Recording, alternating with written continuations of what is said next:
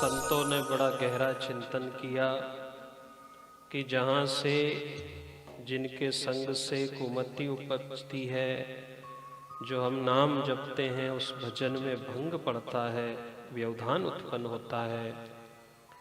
ऐसा कोई भी व्यक्ति हो, वस्तु हो, उसे छोड़ देना चाहिए।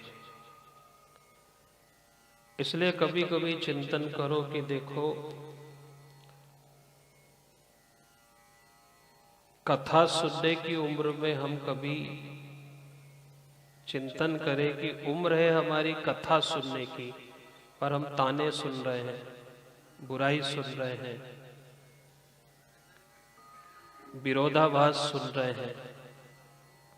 तब की उम्र काई की थी हमारी कथा सुनने की।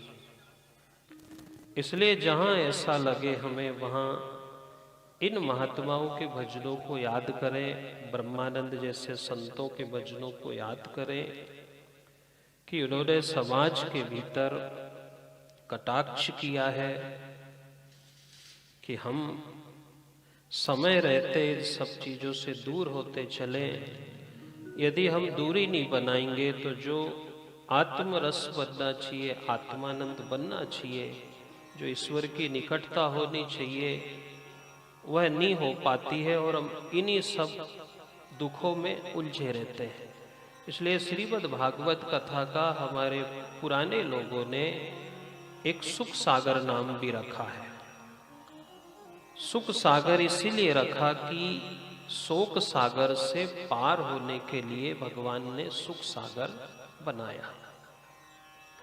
इसलिए लोग पुराने समय में सब चीजों से निवृत्त होकर के बैठते थे। दोपहर का समय था, सुधर्मा नाम की सभा भगवान श्री कृष्ण जी की इसी व्यवस्था में थी कि भोजन पानी इत्यादि से निवृत्त होकर के किसी की भलाई बुराई करने की बजाय दोपहर के समय में, शाम के समय में रामायण पढ़ते थे, गीता पढ़ते थे, सुख सागर का पाठ करते थे।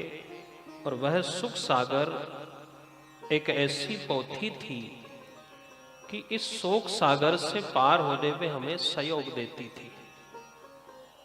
और ये जो आज के समय हम सब देख रहे हैं, ये शोक अर्थात दुख, हमारे अच्छे अच्छे शोकों से शोक उत्पन्न हो जाता है, कभी कभी दुख उत्पन्न हो जाता है। अब इन दुखों को दूर करने के लिए शरीर का इलाज डॉक्टरों ने बना दिया, शरीर का इलाज वैद्यों ने कर दिया, पर कई ऐसे कष्ट हैं जिनका उपाय संतों ने किया, शास्त्रों ने किया। और उन संतों ने, शास्त्रों ने उपाय किया कि हम इन शोक से दूर होने के लिए, इसलिए एक चिंतन करें हम कि किसी शोक के लिए, हमारा कोई शौक हो, हमारी फैशन हो, हमारी आदत हो, इसके लिए धर्म नहीं करें हम। हमारे जीवन के दुखों से निवृत्ति पाने के लिए भगवान की कथा सुने, भगवान से जुड़े, सत्कर्म करें। क्योंकि वह जो सूत्र बना है, जो प्रभाव पड़ना चाहिए। अब देखो, एक समय था कि पहले बेटा के ऊपर माँ का प्रभाव पड़ता था, अब मीडिया का प्रभाव पड़ता है। पहले बेटा बेटी पिता पे जाते थे, माँ पे जाते थे, माँ का प्रभाव पड़ता था, माँ का स्वभाव आता था। अब दिन रात हम इन चीजों से जुड़ गए तो माँ का प्रभाव नहीं पड़ता। पहले माँ की चलती थी, सासू माँ हो चाहे सगी माँ हो। हमारे घर का ऐसा नेम है कि हमारी माँ जो कहेगी वो होता है। हमारे परिवार में हमारे माँ के हिसाब से ब्याह शादी के सिद्धांत है, पूजन के सिद्धांत है। अब माँ की कम चलती है, सिनेमा की ज्यादा चलती है। टीवी में ऐसा होएगा तो हम ऐसा करेंगे। पहले वृद्ध माँ बताती थी कि पूजन कैसी होना चाहिए, ब्याह के समय क्या नियम है, क्या सिद्धांत है, क्या सूत्र है।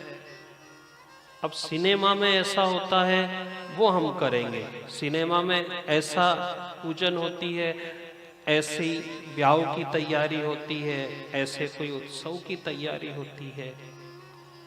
ये इसलिए हो गया कि हमारा भजन, हमारी तपस्या निर्बल होती जा रही है।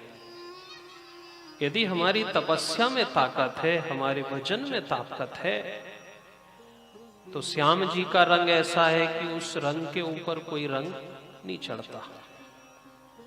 वह जो पक्के रंग में रंगा तो चढ़ता ना कच्चा रंग है।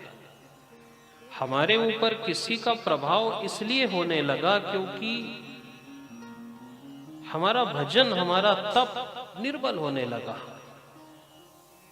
और ये संग से हुआ, साथ से हुआ, लोगों की उठक बैठक से हुआ। इसलिए कबीर जैसे महात्माओं ने